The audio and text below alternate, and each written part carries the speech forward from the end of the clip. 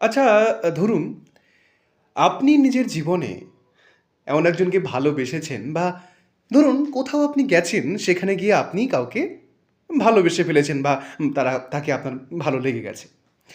তার সাথে সময় কাটাতে, কাটাতে একটা সময় আপনি জানতে পারছেন বা বুঝতে পারছেন যে সে আসলে ঠিক মানুষ নয়, বা মানুষ নাকি প্রেত বা এমন কোনো একটা জীব যার অস্তিত্ব আপনার জ্ঞানে নেই। তখন আপনি কী করবেন?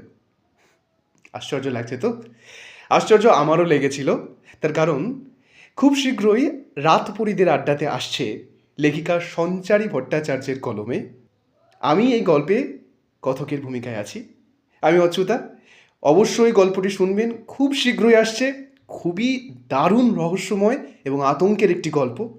অবশ্যই শুনবেন এবং লাইক, কমেন্ট করে জানাবেন কেমন লাগলো আমাদের। ঠিক আছে? ধন্যবাদ।